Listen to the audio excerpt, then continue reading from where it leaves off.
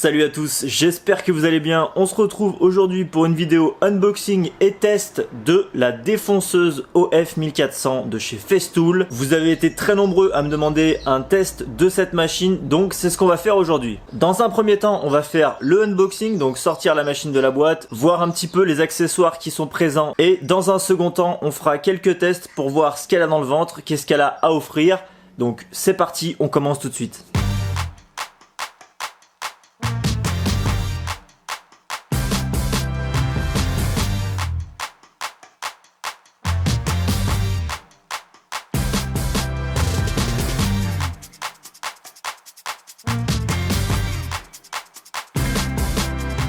À l'ouverture de la boîte, ce qu'on va retrouver en premier, c'est d'abord le câble d'alimentation Plug-it, le fameux système Festool qui rend beaucoup de services, on en reparle juste après. La défonceuse à proprement parler, hop, on va la mettre juste ici. Le guide parallèle avec ses deux tiges de maintien, une bague à copier, un déflecteur à copeaux, ça c'est vraiment très ingénieux de leur part. Ça évite tout simplement de balancer des copeaux dans tous les sens, surtout quand on fait par exemple un chanfrein ou un quart de rond, donc quand on travaille sur le côté et pas au centre d'une pièce. Le capot d'aspiration inférieur, le capot d'aspiration supérieur, une bonne grosse clé de serrage pour la broche. Et puis les fascicules habituels, la garantie all-inclusive avec les numéros de série à rentrer sur le site de Festool pour enregistrer la machine et enregistrer la garantie, le manuel d'utilisation et les instructions de sécurité.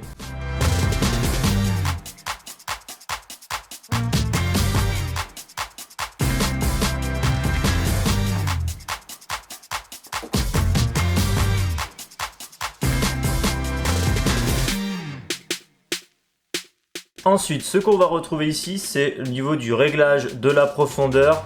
Donc ça se fait, bon déjà c'est super souple, c'est vraiment, on appuie à peine, c'est très fluide, ça respire la qualité, il n'y a pas de problème.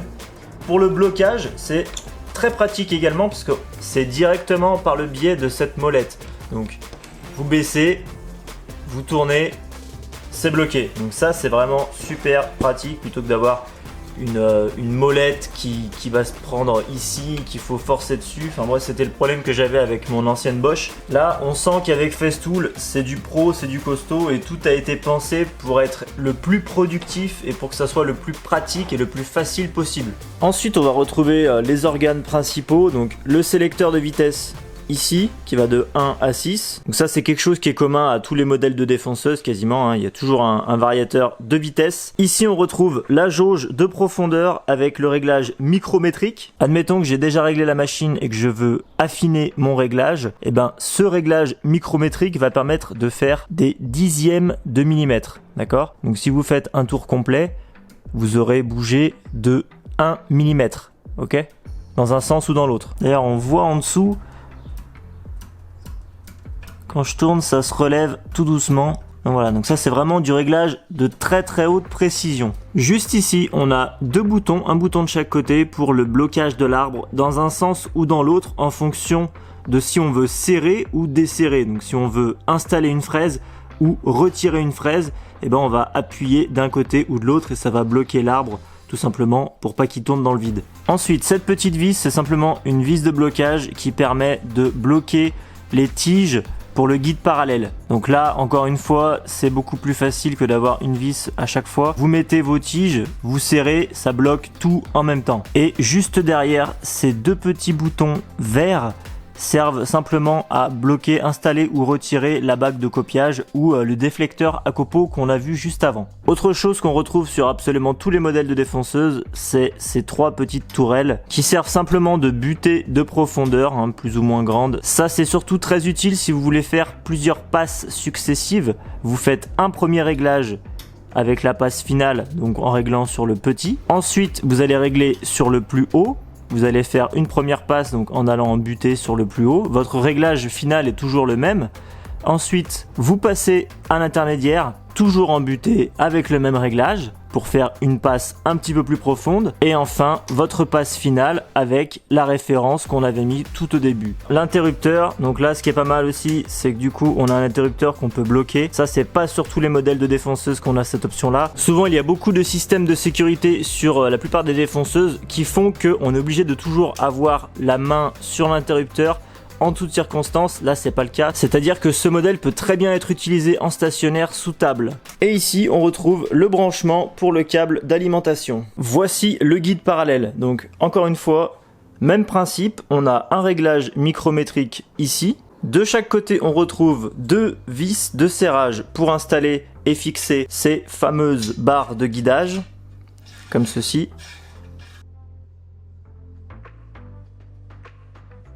Un petit détail très important par rapport au système d'aspiration, hein. Vous savez que Festool sont très à cheval sur l'aspiration et le fait d'avoir un atelier toujours propre quand on travaille. Le capot, le deuxième capot d'aspiration que je vous ai montré tout à l'heure, il sert justement à aspirer avec ce guide parallèle. Donc il suffit de l'installer ici, on le clip et c'est fini. Voilà. Donc là on a un système qui va collecter les copeaux. Vous avez juste à brancher votre aspirateur ici. Et c'est nickel. Pour la fixation de la bague à copier ou du petit déflecteur qu'on a vu tout à l'heure, c'est pareil, c'est un jeu d'enfant. Il suffit de l'installer ici. Vous avez deux petits ergots de chaque côté. Et voilà, c'est installé. C'est pas plus compliqué que ça. Pour la fixation du capot d'aspiration supérieur, c'est encore plus facile. On a deux petits ergots ici qui vont venir s'encastrer dans deux petits trous qu'on a ici de chaque côté. Comme ceci. Et pour verrouiller avec la petite manette. Et c'est fini. Donc vraiment, il n'y a pas plus facile, il n'y a pas plus rapide. C'est ça que j'aime encore une fois avec Festool. Ok, ça coûte un certain prix, mais on s'y retrouve extrêmement vite. Cette défonceuse est évidemment livrée avec deux pinces de serrage en 8 mm et celle-ci qui est en 12 mm pour les grosses fraises. Maintenant qu'on a fait un petit peu le tour de la machine, on va passer au test. On va se faire 3 essais différents, donc on va faire un petit chanfrein parce que ça tombe bien, j'ai un chanfrein à faire sur le bord de mon établi pour casser un petit peu l'arête. Donc on va utiliser une fraise à chanfreiner à roulement à billes. On va utiliser une fraise à surfacer que je n'ai encore jamais testée, de 35 mm à plaquette. Donc ça c'est vraiment le top du top. Je vous ai mis le lien dans la description d'ailleurs. C'est Fraser qui fait ça. Et pour le surfaçage, c'est vraiment une des meilleures fraises qui existent sur le marché. Et enfin, on se fera une petite rainure en utilisant le guide parallèle avec une fraise à rainurer droite. Donc pareil, hein, je vous mets tous les liens dans la description. Comme d'habitude, pour installer correctement une fraise sur une défonceuse, il y a quelques petites règles à respecter, notamment au niveau de l'insertion de la mèche. Veillez à l'enfoncer suffisamment profondément, généralement c'est au moins les 3/4 de la tige. En général, sur la plupart des fraises, vous avez un petit indicateur qui vous dit qu'il faut enfoncer au minimum jusqu'à la marque. Comme ça au moins, vous êtes sûr. Ensuite, pour le serrage, on va utiliser donc ce bouton-là. Donc ça c'est pour serrer la pince, pour installer une fraise, et ça c'est pour la desserrer quand on veut retirer une fraise. Déjà, on peut commencer à visser à la main. Et ensuite, avec la clé qui est fournie. Voilà. Petite précision, ça sert à rien de serrer comme un bourrin, franchement, parce que vous avez deux sécurités, même si ça se desserrait, ce qui est impossible, parce que déjà le sens de rotation est en opposition avec le sens de serrage, donc ça ne peut pas arriver. D'autant plus que lorsque vous desserrez pour enlever une fraise, vous avez toujours, et ça c'est valable pour toutes les défonceuses parce que c'est un élément de sécurité, vous avez toujours deux points durs. Donc vous allez desserrer une fois, vous allez avoir un point dur, après ça va se desserrer facilement. Et ensuite vous allez encore devoir desserrer à nouveau avec la clé parce que vous allez avoir deux résistances. Donc c'est quasiment impossible de perdre une fraise pendant que la machine tourne.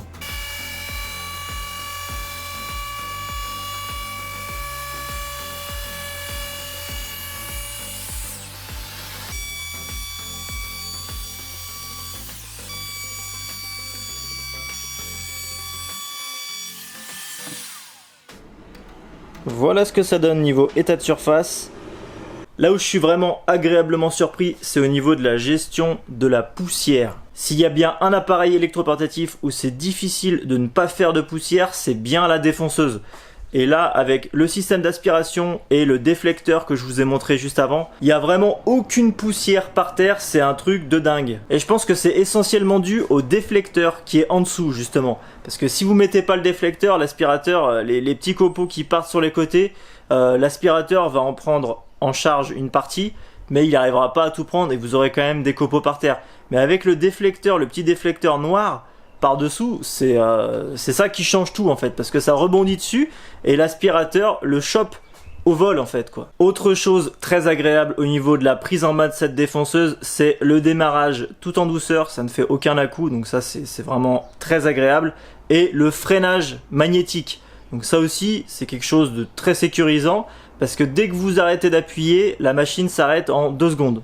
Niveau puissance sonore également, il y a un effort qui a été fait je pense, parce qu'elle fait beaucoup moins de bruit que ma vieille Bosch 1300 watts que j'ai depuis des années. C'est le jour et la nuit. Ensuite, ce qu'il faut savoir, et ça c'est valable pour n'importe quelle défonceuse, c'est les vitesses de rotation en fonction du diamètre des fraises qu'on va utiliser. Plus on utilisera une fraise de diamètre réduit, plus il faudra qu'elle tourne vite. Donc comme c'est expliqué sur ce petit tableau qui est très bien fait, entre 10 et 25 mm de diamètre, il faut être entre 4 et 6 au niveau de la puissance, donc quasiment à fond, hein, toujours à fond. Et plus on va avoir une fraise de diamètre élevé, plus il va falloir réduire la vitesse. La circonférence de la fraise est telle que du coup elle a besoin de tourner moins vite pour au final parcourir la même distance. On continue avec un usinage au guide parallèle avec une fraise droite à rainurée. Donc c'est là que ça devient intéressant parce que vous voyez ici donc tout est fixé et là on a le réglage micrométrique qu'on a vu tout à l'heure. Donc là je vais tourner la molette et vous allez voir ce qui va se passer à ce niveau là. Voilà, on a un déplacement supplémentaire, ce qui fait dans un sens comme dans l'autre, hein, on peut revenir dans l'autre sens. Dans ce cas là c'est la défonceuse qu'on va voir se déplacer légèrement. Voilà, elle s'approche. Donc là vous pouvez vraiment avoir un réglage ultra fin. Donc ça c'est un vrai plus, hein, praticité, précision, c'est le top du top, il n'y a pas de souci quoi.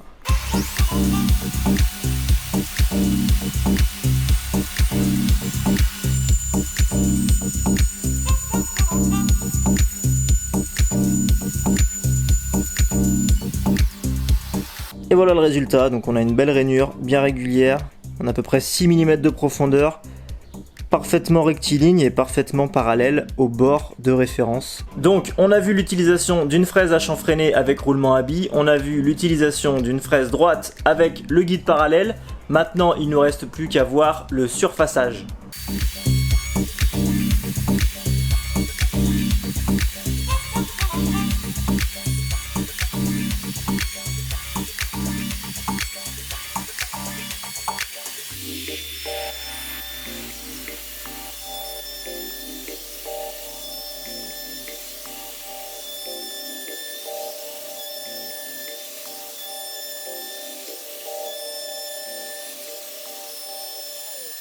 L'état de surface est absolument nickel avec cette petite fraise à surfacer.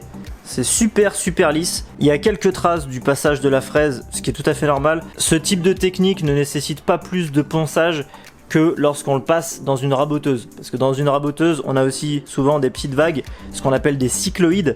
C'est en général laissé par le passage de l'outil qui enlève la matière.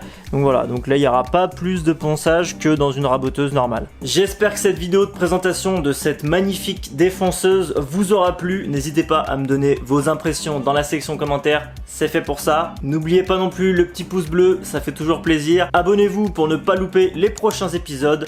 Quant à moi, je vous souhaite un super bon dimanche et je vous dis à la semaine prochaine.